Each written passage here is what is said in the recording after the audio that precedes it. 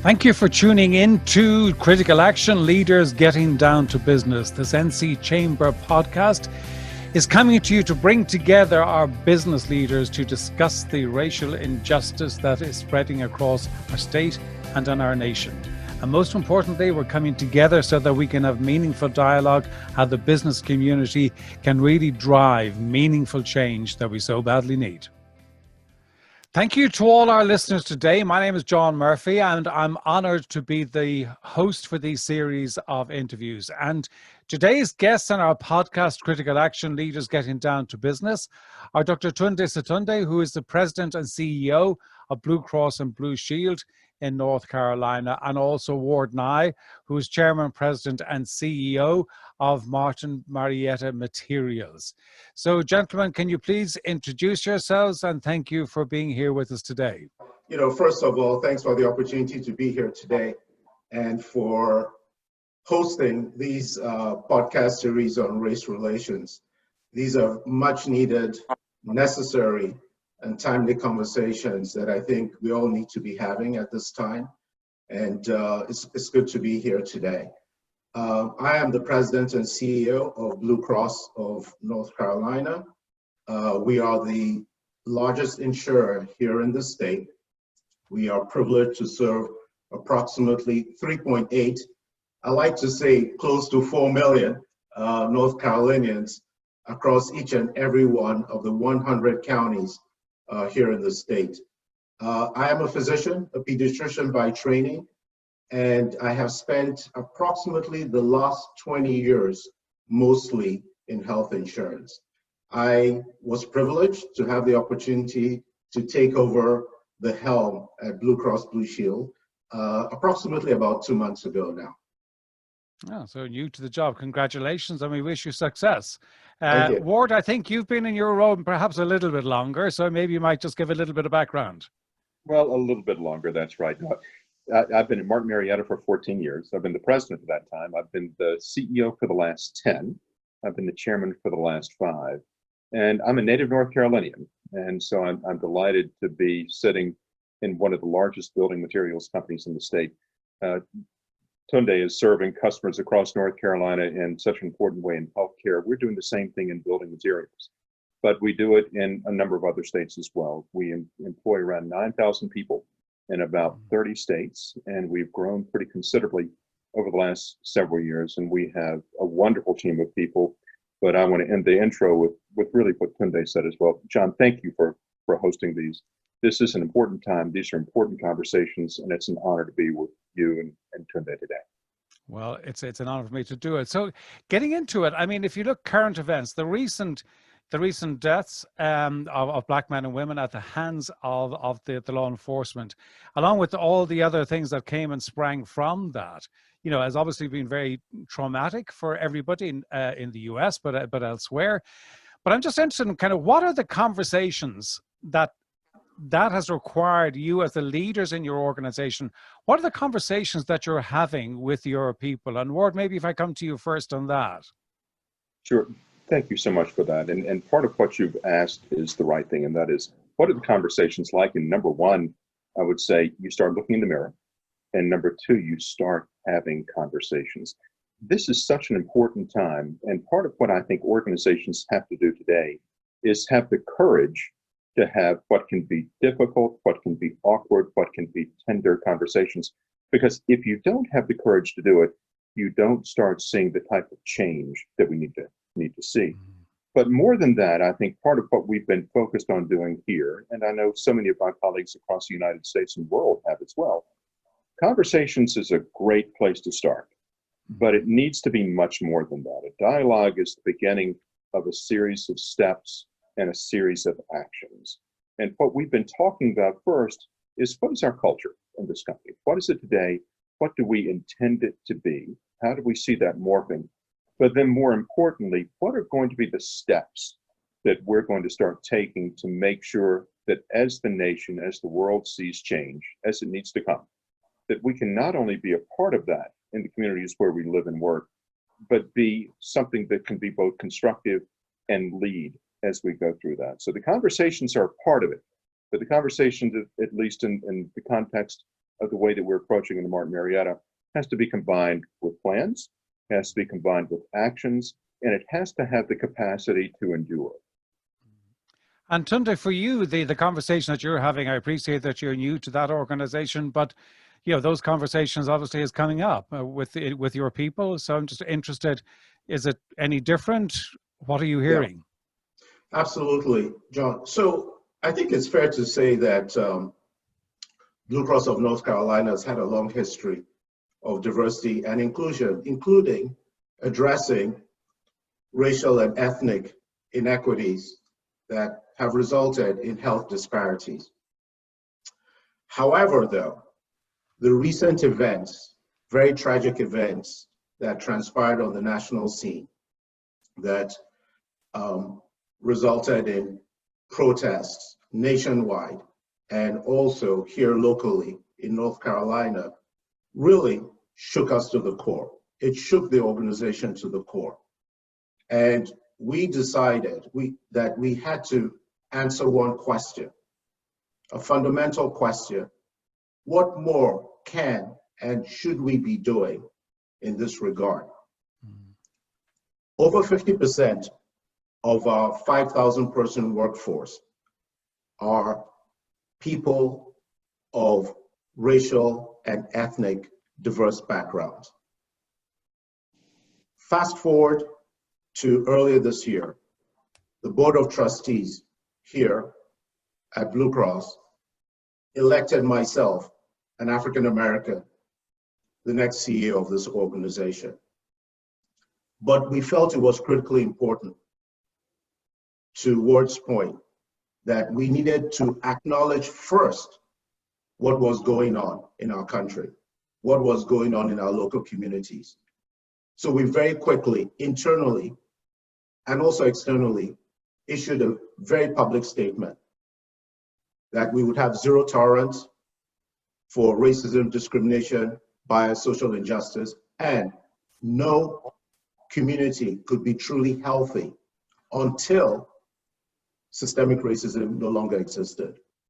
Then we created, similar to what Ward described, inclusion circles, where we could bring people together, all levels of the organization, to have these conversations, real, meaningful, raw conversations, so we could listen and learn from each other's experiences, black or white, so that we could then understand how we got to this place and then talk about the actions we needed to take in order to move forward. We also, at the same time, required all our people leaders to go through racial equity training. We offered it to all our employees, but we required it of our leaders. These are the same conversations that I have been having with my colleagues, other business leaders like Ward, with my friends, social circles, with my family members, both close and distant. Yeah, I mean, my own personal opinion is that if we're looking for change to happen, which is really what we're looking for, that I think that the business community have got a huge role to play on it, because let's be honest, whether it's in the US or other countries, governments have not been particularly good at moving that conversation forward.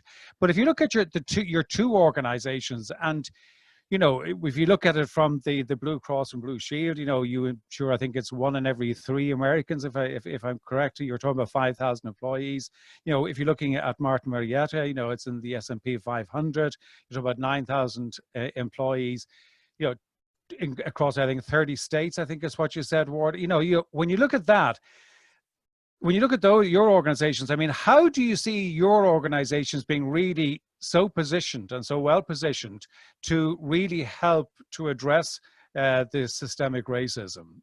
Maybe, Ward, I might ask you to kick off on that one, because I do think your organizations, because of the size and scale and your reach, have a very, very particular responsibility and opportunity.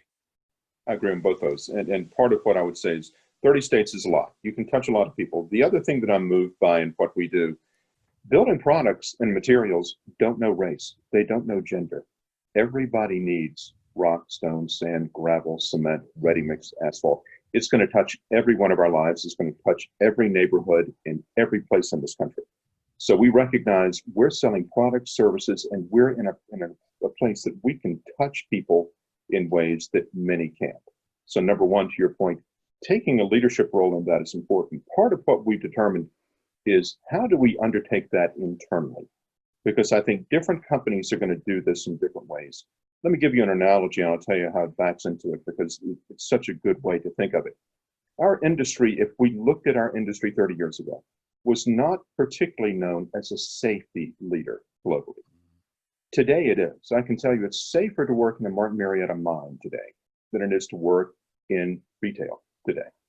That's a serious revolution over a period of time, but we made that a value.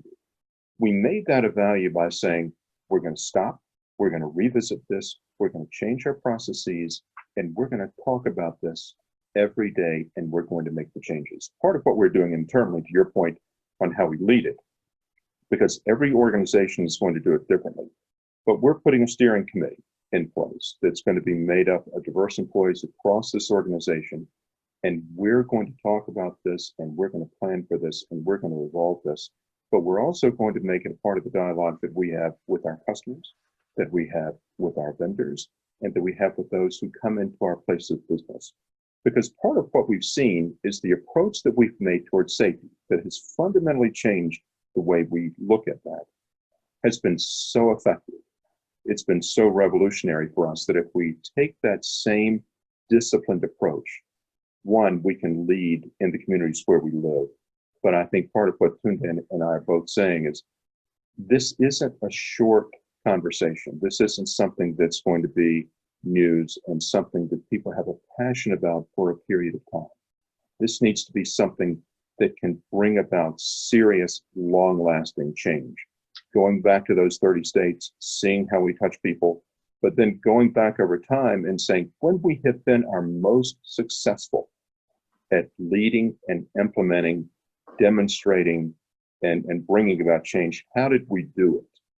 That's what we're trying to do here, and make sure that we can replicate that in those 30 states, and more so even within the large MSAs in which we operate, because stone doesn't travel very far. So we need to make sure where we can be impactful, John, that we really are. Okay. And Tunde, for you, with the extraordinary reach that you have across the country, again, how do you see yourself being in that position to really, have that conversation and to address the racism?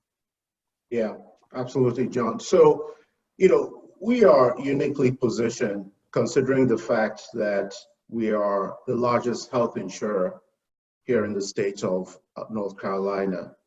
Not only do we serve close to 4 million North Carolinians, but we also have very deep relationships within the healthcare community, both here locally and nationally.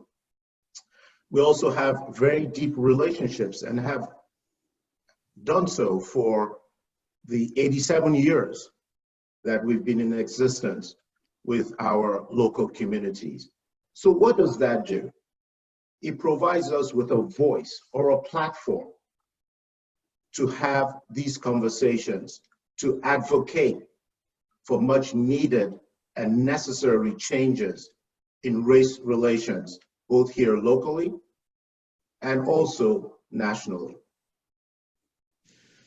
As a healthcare organization, like many other healthcare organizations, we have known for many years, probably decades now, that racial and ethnic inequities, inequalities result in health disparities. We've known that. It's nothing new. So fast forward to this COVID-19 pandemic. Why should we be surprised to learn or hear reports that here in our state, African Americans represent 22% of the population, but account for over 35% of the deaths The mortality rate from COVID here in North Carolina, similarly, Hispanics, 10% of the population, but yet they account for close to 40% of the cases. So what does that tell us? That tells us that we have inequities.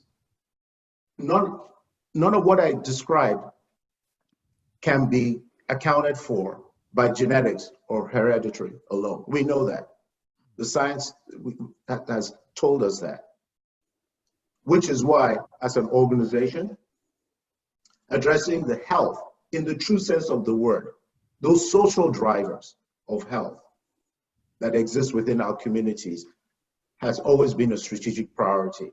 So for example, as we observed the COVID-19 pandemic continuing to surge, as we all observed how it was disproportionately affecting our underserved communities, our racially and ethnic diverse communities, we all saw the images of the food lines, which was unbelievable.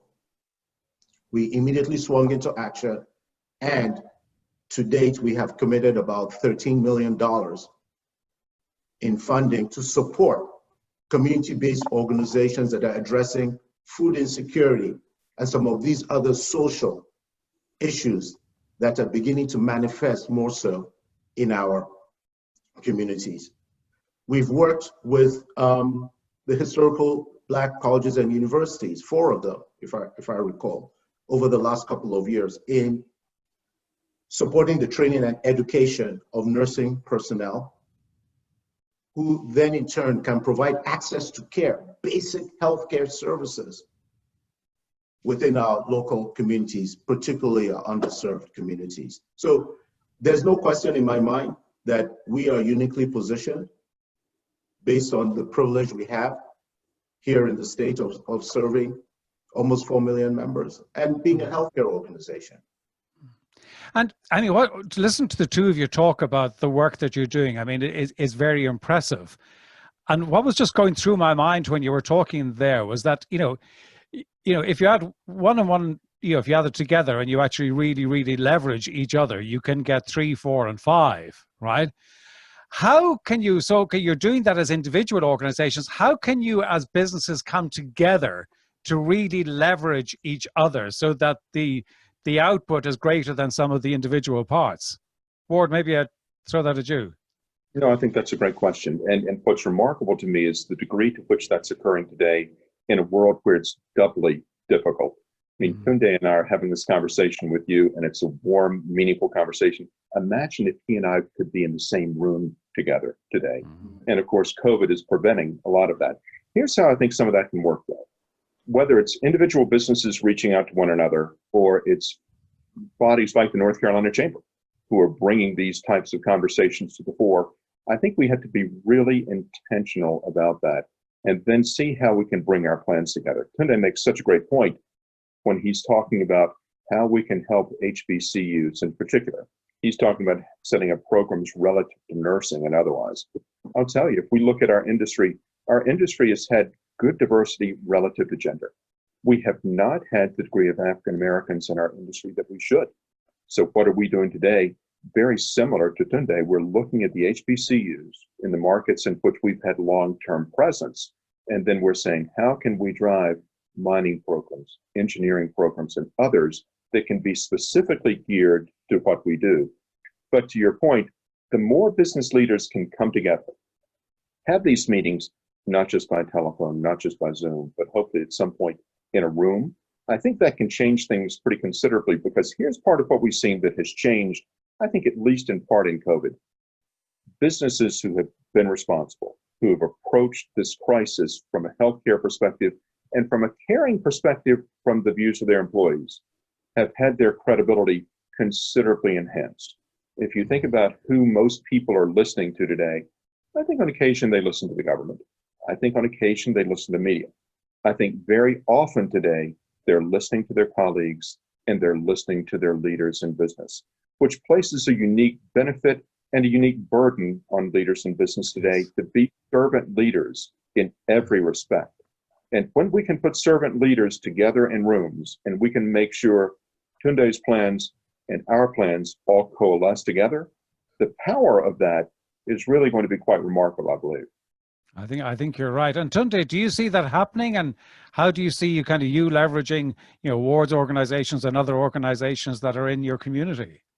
Yeah, absolutely. I totally agree with everything that Ward said. It's going to take a coalition of the willing. I'll just use that term. It's public-private sector partnerships. The governments cannot do it alone. We all have to own this. At the end of the day, these are the communities we serve. These are the communities, to Ward's point, that we all live and work in, right? And it's really about the health in the true sense of the word. It's not just the physical health, but what about the mental and emotional health? That in itself is resulting today when you combine the impact of the COVID pandemic with this national uprising around social injustice. It's amazing what people are having to go through at this time. But, Ward said something. I think it has to start with us. It really has to start with us. I have a saying, charity starts at home. You have to start with yourself. And as bridge builders, I believe that all of us, businesses, have the responsibility to do the following. One, acknowledge. That's an important first step. If you don't acknowledge there's a problem, how can you solve the problem? So you have to acknowledge there's a problem. Then we need to make sure that our workforce represents the diversity of the communities in which we all live and work. Then we need to ensure that we create that environment, like Ward described, that fosters diversity and inclusion, that allows for equal opportunities for advancement for all, irrespective of race, ethnicity, color of your skin, gender, and whatever else. Everybody should have equal opportunities. And then we need to invest in our communities. And we have to do that collectively. I'll give you an example.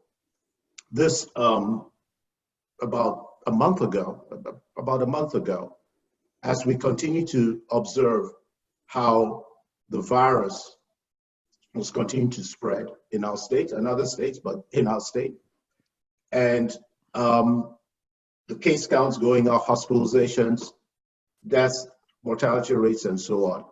We said to ourselves at Blue Cross, all what we've been doing, we can't do it alone. So to Ward's point, we very quickly reached out to all our business partners, people we knew, right? We begged, we cajoled, and we got together a coalition of the willing. We brought folks together a couple of weeks ago, leveraging audiovisual technology. There were, I don't know, maybe at least over 50, 60 organizations, if I recall, including the Department of Health and Human Services, to talk about ways in which we could support the Department of Health and Human Services in a very robust, coordinated public health campaign so that we could stop this virus sooner rather than later. And that work is in flight. So I don't see why we shouldn't leverage similar forums or tools to address this issue. We own it. Ward, myself, all of us, John, all of us, we own it. Absolutely. Sorry, Ward. If I can bring one thing in, because he talks very eloquently about the coalition of the willing.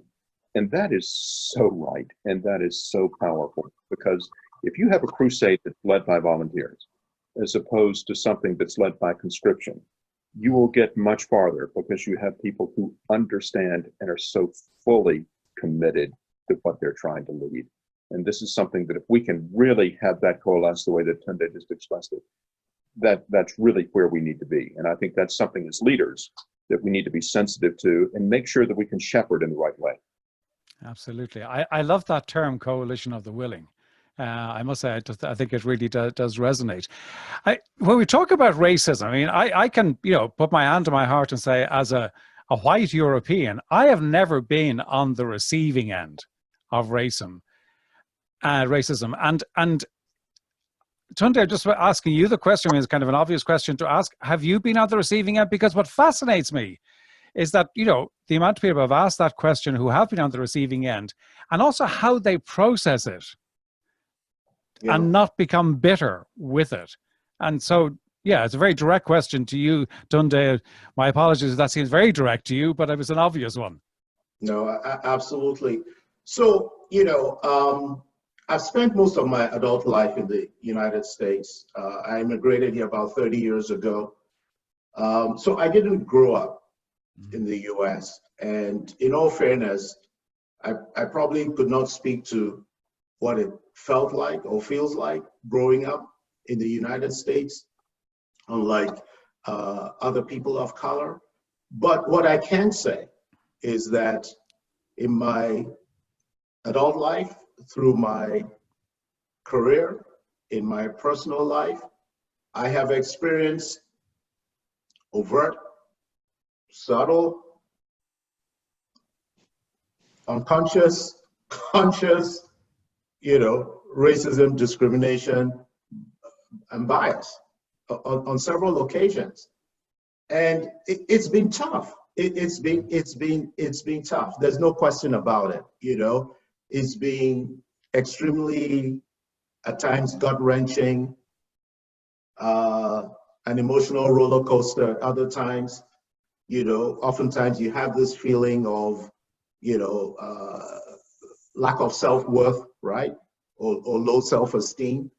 When, for example, I will share with you one of probably the more egregious that really hit home hard for me was at some point in my career, as I was moving up, I was given the opportunity to lead a business unit within an organization.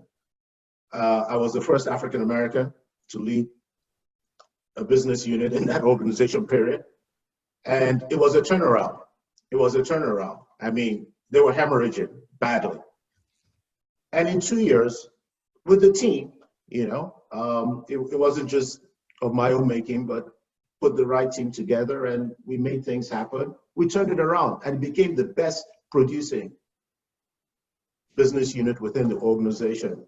And the then CEO at one of our, meetings, executive meetings, pulled me aside and whispered into my ear and he said, "Tunde, I was extremely skeptical that someone like you could turn this around and make this happen."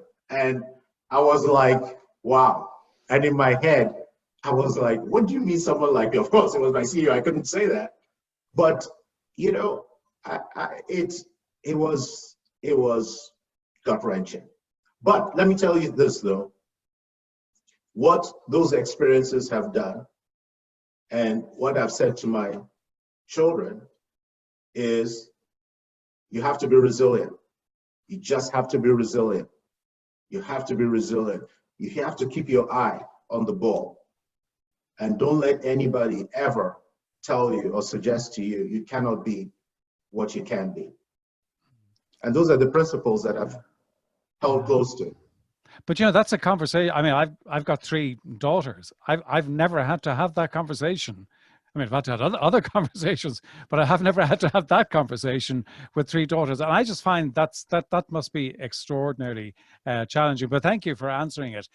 Ward, if I can ask you, in terms of diversity and inclusivity, it's been come on the agenda. It's been around for some time, but in my experience in many organizations, it has been a little bit of a box ticking exercise and was kind of put into the realm of, well, somebody in HR will look after it.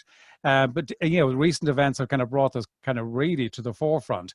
Just curious, in terms of from your own organization, how would D&I be led through your organization?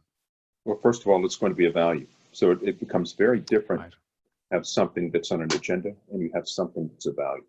Because when you have it as a value, and it starts as it will with the steering committee that I will be a part of, that will come up with a plan that we will implement. But then importantly, we will discuss it regularly, at least quarterly, with our board of directors. So when you have a value and you put governance around a value, and then you set goals, and then you hold people accountable to those, that's when you have something that's not a tick in the box exercise, because you're coming back, you're looking at it, you're measuring it, and you're saying, what progress have we made or have we not? And if we haven't made progress, you hold people accountable for that. I think part of what's so important, though, as we make it a value, is you said something that's so important. Tunde had a conversation with his children. You've not had with yours. I haven't had to have with mine. But the conversation that the two of you had just then is exactly the conversation that we need to be having more regularly in our workplaces, in our homes, in places with our friends and others. Because until we understand and hear and listen and really react to these stories, when you hear Tunde tell it, it makes you ache. And it's appropriate that you should ache, but that ache is what's going to make this more than an exercise. Part of what we spoke about at the very beginning is whatever we do with this, it has to have the capacity to endure. That turns it from a tick in the box to something that we look at in a year, 3, 5, and 10, and we've really moved the dial. Absolutely. And Tunde, for you, within your organization, how will D&I be led? Yeah, well, it's going to be led by me. That's the short answer. We have a chief diversity officer, and like I referenced earlier on, we have to give credit where credit is due. Blue Cross Blue Shield of North Carolina has done a lot of work in this regard. In fact, in 2019, it was named to Forbes list, believe it or not, as one of the best places to work for diversity and inclusion.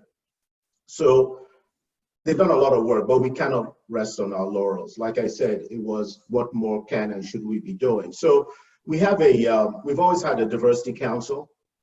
I self-appointed myself a few weeks ago as executive sponsor of that diversity council, so that, to Ward's point, we could drive meaningful and sustainable change. So we have convened a work group, a subgroup of that diversity council, about 10 or 11 individuals that represent diversity in the true sense of the word, right? Race, ethnicity, gender, diversity of thought, even diversity of geographical location, right? We know there's a difference between urban, suburban, and rural issues. So we put them together and I said, listen, I give you 30 to 45 days. We as the leaders are not going to tell you what to do. We want you to come back and tell us what more can and should we be doing. But I gave them 3 rules or parameters or rules of engagement: meaningful, sustainable, and actionable. So that work is in flight, and probably over the next week or two, we will start to look through those recommendations, and then we will take actions, in the manner Ward described. But it's really about, at this point, unlike maybe in the past, we've had some of these conversations and then one and done and everybody's moved on. No, we're not going to let that happen. Absolutely, under no circumstances. Okay. To that particular point, and Ward, if I come to you on this one, I mean, it is on the agenda, it is in the media, it is, getting a lot of publicity, it is getting a lot of attention.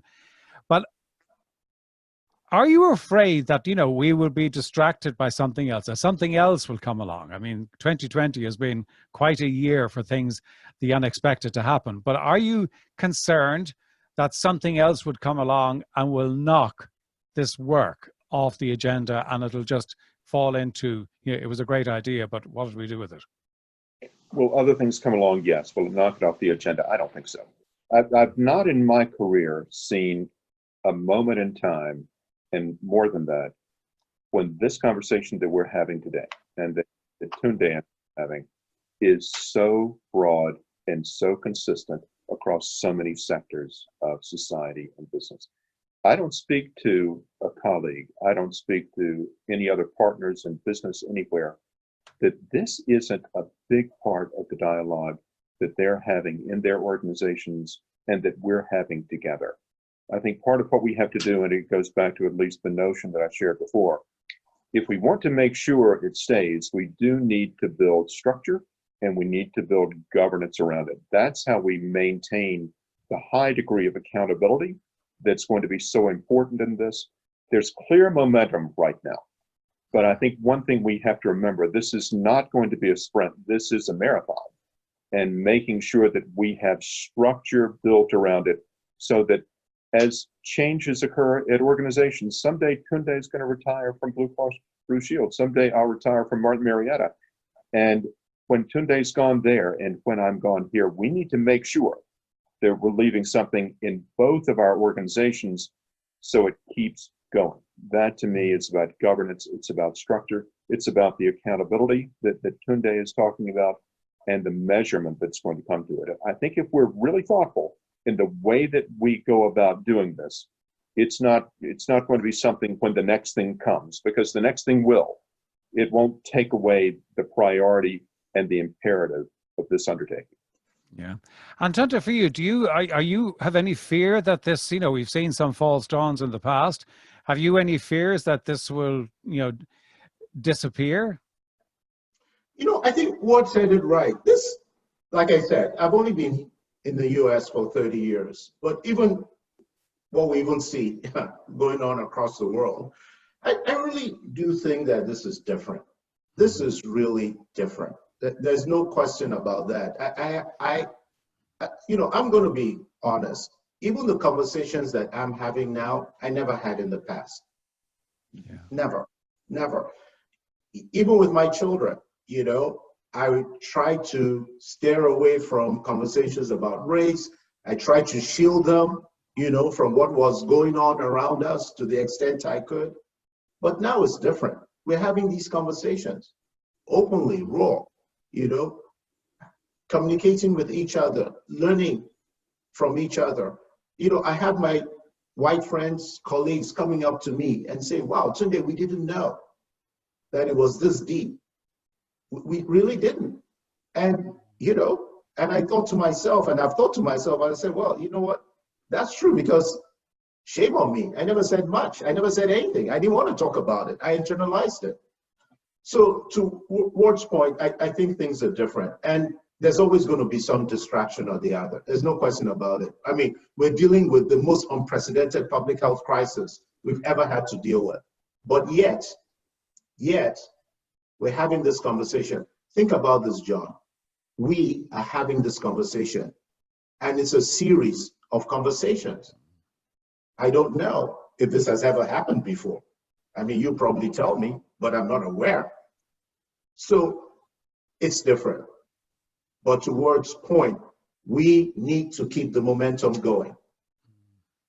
Absolutely. And that is where we as leaders have a responsibility. No, it's nobody else. We need to look at us and say we. And if we do that, there's no question in my mind. And finally, I'll say this, and I've said this to my children also. Our generation, parents' generation, we failed, because we shouldn't have found ourselves in this place, in this day and age, having to grapple with these issues. But we have the opportunity to create a society, a different environment for our children and our children's children, where what we're talking about is like totally foreign to them. It's like, what are you talking about? Yeah, I must say I do share the optimism that you both express, because certainly in my experience, this time it is different and the conversations are different. So I would be very hopeful for the future. Before we wrap up, maybe just come to both of you, just kind of your own personal sentiments on the cultural shift that you're seeing in society right now. Ward, if I come to you first. It's an important moment we need to listen. We're back to where we were before. But I think as we listen, part of what leaders need to be sensitive to is what is their legacy going to be? And I think part of what Tunde is saying, and I think we're echoing the same thing, we have a remarkable personal responsibility right now because we're blessed to be in the types of roles that we are. And if we're focused on what our long-term legacy is going to be as leaders and as businesses, that can lead to an outcome that's better for our employees, that's better for our stakeholders, that's better for our shareholders, and that's better for society. And I think that's something that people are thinking about, John, today in a personal way that they never have before. And I think that's going to maintain, both personally and from a business perspective, the type of focus that's going to be required. That's how I reflect on it. Okay, and Tunde, last word from you. You know, Ward said it much better than I could ever have said it. I'm cautiously optimistic. I'm actually bullish on the future, and we can make it happen, and we will. There's no question about that in my mind. As leaders, we have that responsibility, and I think most of us, if not all of us, are in the same place, and we'll make it happen. It's a moral, it's an ethical, and it's a fiduciary obligation we have to society. Well, gentlemen, Ward and Tunde, I want to thank you so much for this. Has been a fantastic conversation. I know it's not an easy conversation, and I respect and admire you for coming on here and talking to us. So thank you very much indeed for your time and the sentiments that you expressed. Thank you. Thanks for having us.